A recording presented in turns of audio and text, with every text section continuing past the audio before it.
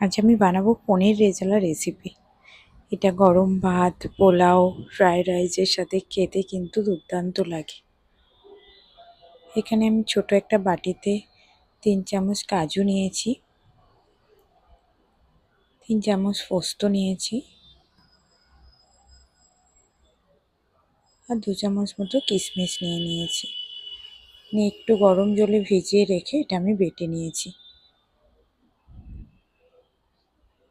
এবার এখানে আমি 300 গ্রাম মতো পনির নিয়েছি। পনিরগুলো বড় বড় টুকরো করে কেটে নেব।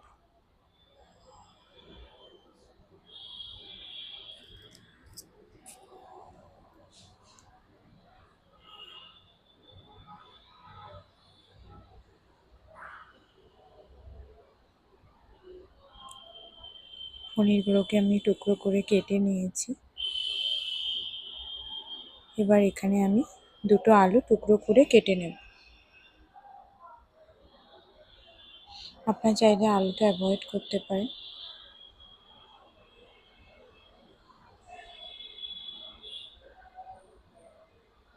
যেহেতু পনিরের পরিমাণটা কম, তাই আমি একটু এখানে আলু দিয়ে দিয়েছি।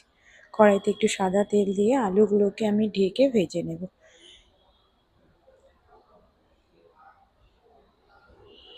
হালকা ফ্লেমে ভাজবো, তাতে আলুটা সেদ্ধ হয়ে যায়।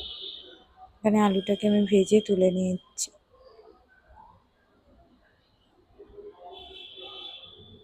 এবার আমি পনিরগুলোকে হালকা ভেজে নেব।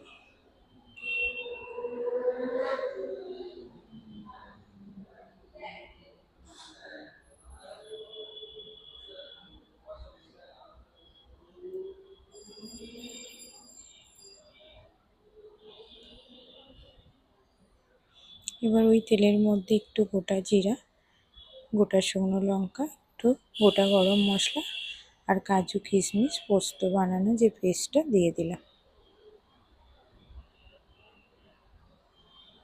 পেস্টটাকে একটু কষিয়ে নেব।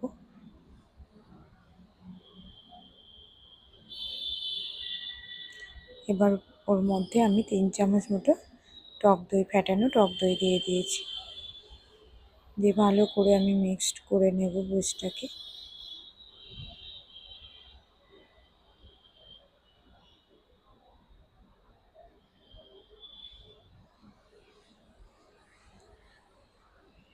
হাফ টিস্পুন হলুদ গুঁড়ো আর 1 টিস্পুন কাশ্মীরি লঙ্কার গুঁড়ো আর স্বাদ মতো নুন আর বাটি ধোয়া জলটা দিয়ে আমি মশলাটাকে ভালো করে কষিয়ে নেব। মশলাটা একটু তেল ছেড়ে এসছে দেখুন। এবার ওর মধ্যে আমি একটু বিরিয়ানি মশলার গুঁড়ো দিয়ে দিয়েছি। এটা দিলে কিন্তু স্বাদটা একদম অন্যরকম হয়।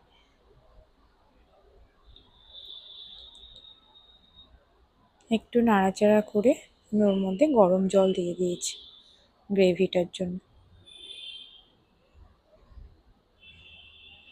গ্রেভিটা ফুটলে আমি ওর মধ্যে ভাজা পনির দিয়ে দেব আর ভাজা আলুর টুকরোগুলো দিয়ে দেব।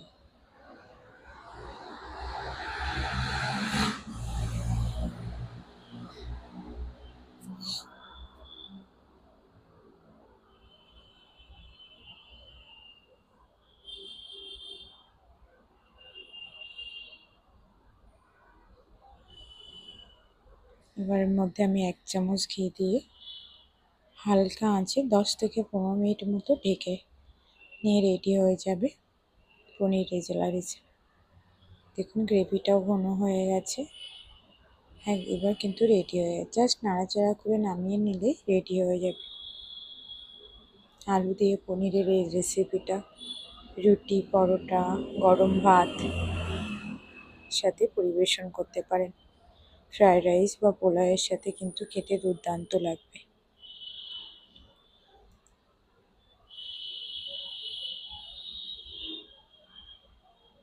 আমার এই রেসিপিটা যদি ভালো লাগে তো প্লিজ শেয়ার, লাইক করে পাশে থাকবেন।